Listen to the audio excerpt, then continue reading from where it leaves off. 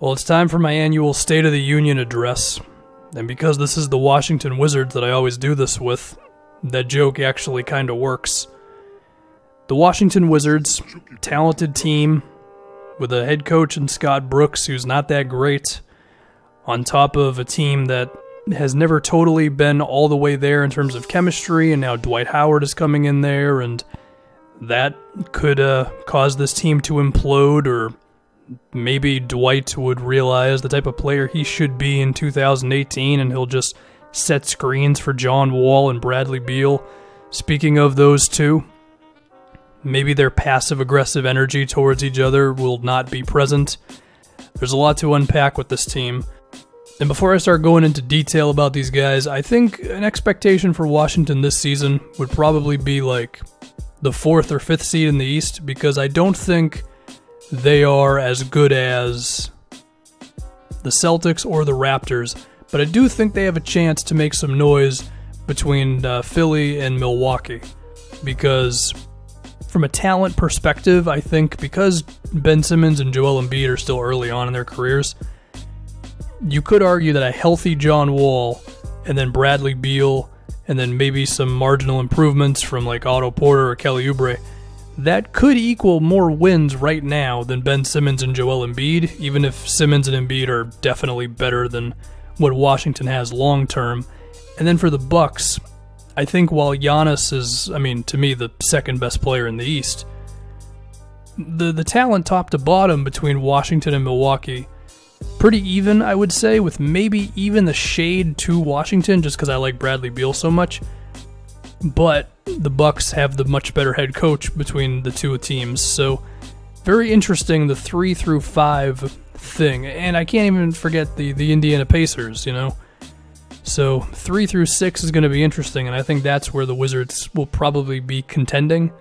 But now to dive into the team, I think there are some things that, like the culture and Scott Brooks, can't totally control, which is like if Markieff Morris and Kelly Oubre are going to be able to make shots.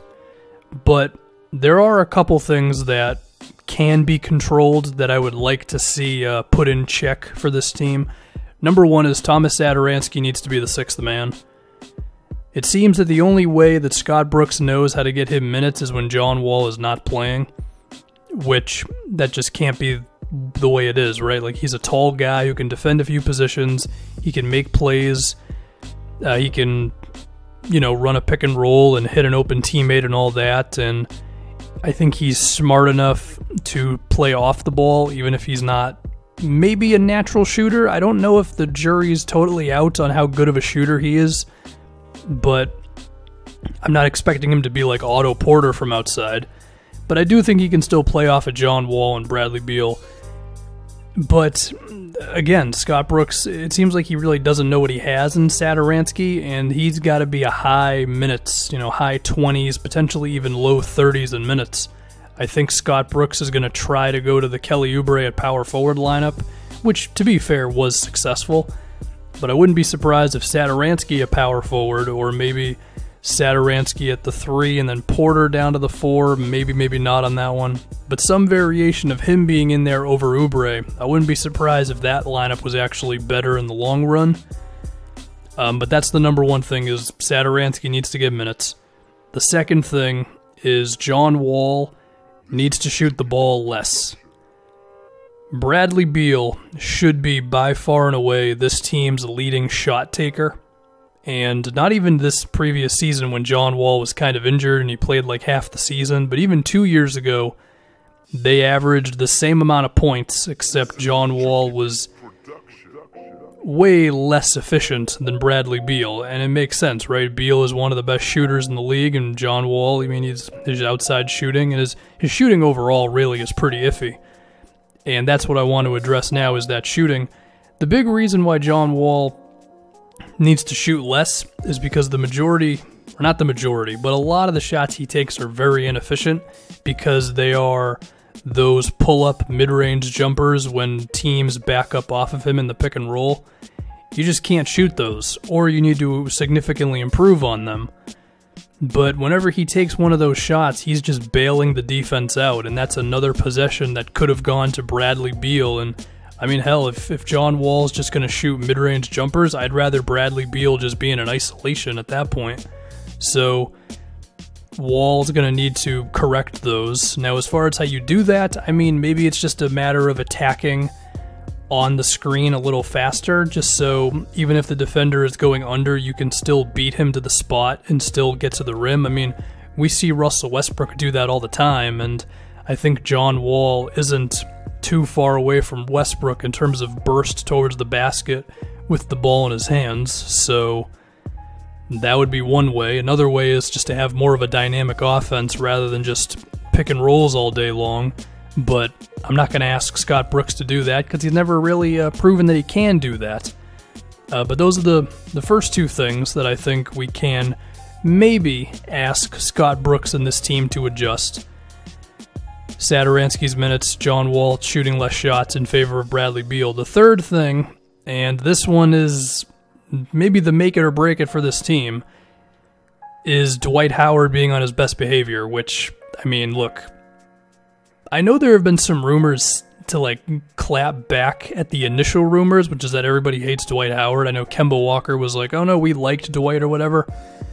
All I know is that Zach Lowe, who is like probably the most trustworthy person outside of like Woj, who directly reports what happens. I mean, Zach Lowe says that Hawks players were pretty damn happy when Dwight Howard was no longer on the team. And I don't know if it was him who reported about the Hornets and there being rumblings in that locker room about, them not being the biggest fan of Dwight. But, there were definitely those reports as well. And it always stems from the same place. He doesn't want to be a pick-and-roll guy. He wants to post up, and he's a really bad post-up player. But if Dwight is on his best behavior, then that's a hell of a center for John Wall, because while I would love to see John Wall maybe pick and roll a little bit less, just for the sake of the offense being a little less predictable, Dwight Howard's still a hell of a screener and roller. The problem is he just doesn't do it enough. Can still catch a lob. John Wall is going to be one of the best alley-oop passers in the NBA. I mean, best passers in the league, period. And that could be awesome. And defensively, even though Dwight is not what he used to be, he's still better than Marcin Gortat, right? But are we actually going to get the Dwight Howard that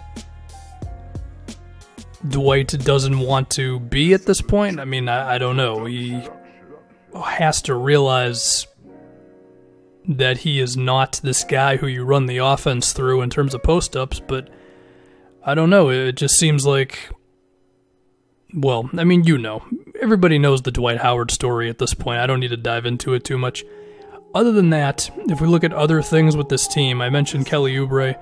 If his jumpers could go in, that would be huge. His three-pointers were going in at the start of last season, and I think that was a big reason why he was successful at the small ball 4 spot. Markieff Morris, if he can just be locked in on both ends of the floor and resemble a two-way power forward, that would be cool. But also Austin Rivers, who I dedicated an entire video to, like when they traded for him.